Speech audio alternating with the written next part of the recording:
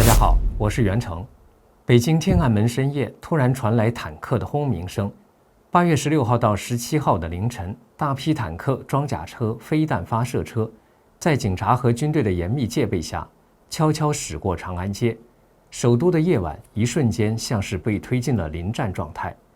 官方的解释很简单，这只是抗战胜利80周年大阅兵的第2次彩排，参加人数高达4万，比第1次几乎翻倍。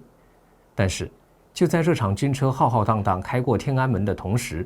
另一个惊人的传闻也在海外发酵。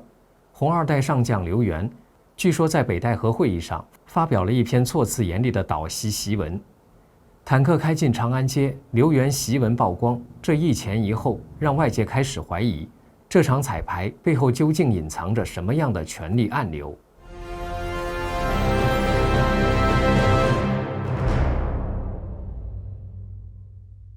根据央视新闻报道，北京天安门这次彩排的影响范围确实很大，超过156条公交路线改道，远高于首次预演的65条公交车路线，10条地铁线路的部分车站被封闭，远高于上次预演时仅封闭4条线的部分车站。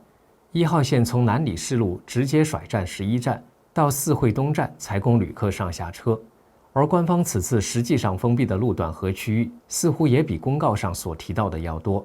除了没有明确公告的众多胡同外，例如复兴门北大街与广宁博街路口往复兴门方向，早在16号傍晚就被公安封锁，并告知行人无法前行。天安门广场周边更是3步1岗，5步1哨，气氛十分严肃。一位北京的出租车司机说，当天的交通状况让他直接给绕懵了。故宫、国家博物馆等许多场馆都在15号中午就提前闭馆了，甚至有记者发现，在天安门旁边的中山公园里，出现了好几处用绿色铁皮围起来的临时军营，里面有剃着平头的军人进进出出。据了解，军车行进方向主要是从东边进，西边出，离场时再分流。直到17号凌晨2点左右，在东二环周围仍有大批警力戒备，部分区域周围住户能明显听到有隆隆声作响，约莫20分钟后归于寂静。从网上流出的照片和视频来看，这次彩排展示的武器装备可以说是琳琅满目。虽然很多装备都被帆布严密地包裹着，但还是有军事迷和网友辨认出，其中可能包括了无人反装甲车、轻型坦克、陆基甚至前射的洲际飞弹，还有像 FK3000 防空系统、激光武器等等。可以说，中共军队的很多家底都拉出来溜了一圈。从这个层面看，官方的说法，这是一次规模宏大的阅兵彩排，似乎是成立的。毕竟，为了这样一场关乎面子的大型活动，进行大规模的交通管制和演练，也符合中共一贯的行事风格。但是，一些海外社交媒体上的爆料，则直接将这次彩排和刚刚结束的北戴河会议联系了起来。我们大时局频道会及时追踪各种重大新闻。如果您想翻墙观看我们的节目，我推荐一款非常好用的 VPN， 神盾 VPN。我和我们团队的人觉得这是目前真正值得信赖的安全 VPN。为什么这么说呢？很多人可能都在用 VPN， 但是传统 VPN 存在一个问题，它只用一台伺服器，资料经过加密传送到 VPN 的服务器，然后由同一台服务器发送过去。也就是说，它不但知道你的来源 IP， 也知道你连去哪里。这意味着，只要那台服务器有风险，你的整条路径就会被看得一清二楚。而神盾 VPN 采用的是独家技术，双节点 P2P 加密架构，资料会经过2台服务器转送，第一台只知道你的来源 IP， 第2台只知道你要连的目的地，2台之间端对端加密，任何单一节点都无法还原整条通讯路径，连神盾自己都无法追踪你在网络上的行踪。除了安全，神盾 VPN 的速度和稳定性表现也很出色。神盾 VPN 可以在全球服务器自动切换，随时连最近最快节点，而且一个账号可用在手机、电脑、平板，可以全家分享。现在购买2年方案，享65折优惠，输入我们节目专属优惠码大时局 DASHIJU， 再打9折，30天内不满意全额退款。无风险适用，赶紧点击节目下方描述栏的购买链接购买。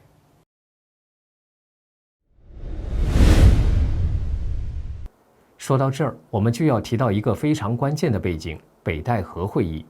熟悉中国政治的朋友都知道，每年夏天，中共的新老高层都会聚集在海滨圣地北戴河进行非正式的闭门会议。这里虽然不是官方的决策场所，但历史上很多重大的政治决议和人事变动都是在北戴河酝酿的。可以说，这里是中国政治最神秘的权力密室。今年的北戴河会议据信刚刚结束，就在这个时间点上，北京出现了大规模的军车调动，让一些人产生联想。海外社交平台 X 上，一个叫做官场战场观察工作室昭明网友发文说，这次军车进京不仅仅是为了阅兵，更是为了给即将召开的中共4中全会保驾护航，以落实北戴河会议上达成的某些决议。文章甚至直接点名中共军委副主席张又侠，说他擅长用计，而习近平根本不是张又侠的对手。这已经是相当大胆的揣测了，但接下来的爆料更加惊人。自媒体人小说家在他的节目中爆料了一份据称是刘源在北戴河会议上的发言稿。刘源是谁？他是中共前国家主席刘少奇的儿子，是根正苗红的红二代，上将军衔，曾任中共军队总后勤部政委。他的身份和背景让他说的话分量非同一般。根据小说家的爆料，刘源的这份发言几乎就是一片讨伐习近平的檄文。我们来看看其中的几个核心要点。第一点，要求习近平辞职。刘源在发言中直言不讳地指出，习近平修改宪法，取消国家主席任期限制，是打破了最高领导职位的安全阀门。中共20大的人事安排，更是让常委会沦为一个人的政治工具。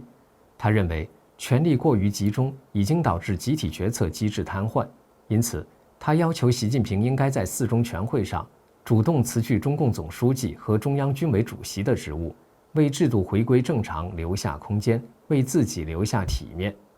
第二点，支持重新选举政治局。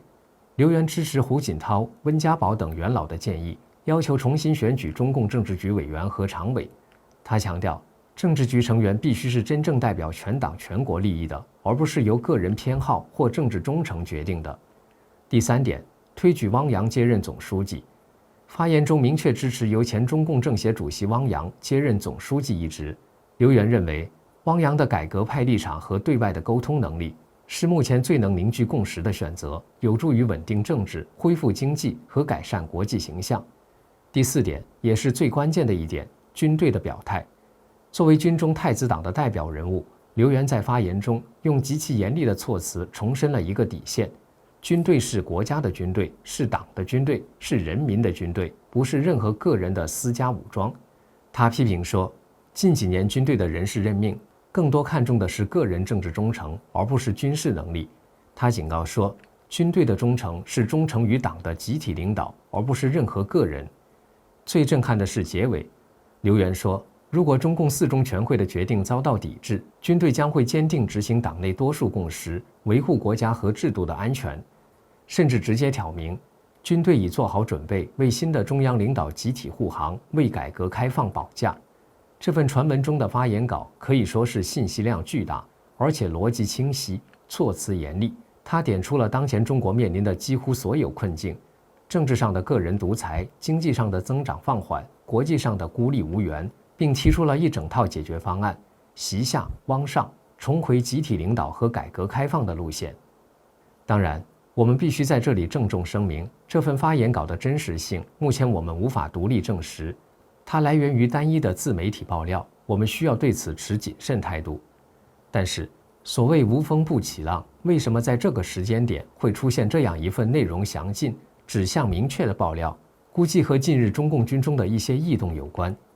就在不久前，8月初的中共建军98周年招待会上，已经退休的刘源罕见地被安排在了前排的主桌就坐。要知道，在以往的类似场合，像他这样的退休将领大多是坐在后排的小桌。日本经济新闻的资深撰稿人中泽克二还特别专门分析了这个细节，认为这是一个不寻常的政治信号。另外，还有传闻说，刘源近期离开北京是为了协助军委副主席张又侠到各地去进行军事布局，以防不测。如果把这些线索，北戴河会议结束，北京大规模军车彩排，刘源座位异常，以及这份惊人的导席发言稿串联起来，一幅惊心动魄的政治权斗画卷似乎就隐隐浮现了出来。在这种视角下，8月16号深夜驶过长安街的坦克似乎就不再是为庆典准备的礼炮，而更像是为政治摊牌摆上的筹码。他们既可以是对内震慑反对力量，也可以是反对力量用来展示实力、逼迫对手就范的工具。当北京的政治气氛变得诡谲多变时，国际上的压力也从未减轻，特别是台湾问题始终是各方博弈的焦点。就在北京忙着阅兵彩排的同时，台湾方面也做出了强硬表态。陆委会明确宣布，禁止所有台湾的公职人员，特别是涉及国防、外交、国安事务的退休高官，前往北京参加93大阅兵和相关活动，违者将依法惩处。与此同时，中共外长王毅近期再次老调重弹，声称根据开罗宣言等二战文件，日本必须将台湾归还给中国。这种说法立刻遭到了台湾外交部长林佳龙的严正驳斥。他说，战后的旧金山合约已取代相关政治声明，合约并未将台湾交给中华人民共和国，中华人民共和国从未统治过台湾。而美国方面态度更是值得玩味。美国总统川普在最近接受访问时爆出猛料，习近平曾经亲口向他承诺，在他的任内不会攻打台湾。更早流出的一段音频中，川普说，他曾警告习近平，如果入侵台湾，他将会下令轰炸北京。这些来自国际舞台的声音都构成了北京当前局势的宏大背景。对内可能面临着空前的权力斗争和路线之争，对外则要应对持续的战略压力和擦枪走火的风险。在这样的内外交困的局面下，任何一点风吹草动都可能引发连锁反应。好了，说到这里，我们来总结一下今天的信息。北京深夜的坦克轰鸣，至少给了我们2种截然不同的故事版本。版本1是官方版本，一切尽在掌握，这只是一场为了庆祝伟大胜利而进行的规模宏大的阅兵彩排。那些坦克和飞弹是国力的展示，是民族自信的象征。版本2是传闻版本，盛世的表象之下是汹涌的权力暗流。北戴河的元老们和军方的实力派可能已经对现行的路线达成了多数共识。街头的坦克，与其说是为了阅兵，不如说是为了确保即将到来的中共4中全会能够顺利的拨乱反正，是为新中央准备的压舱石。那么真相究竟是什么？我们作为观察者很难得到确切的答案。中共政治的黑箱，外人永远无法完全窥探。但我们可以肯定的是，当一个国家的首都需要反复进行如此大规模、严重影响民生的军事演练时，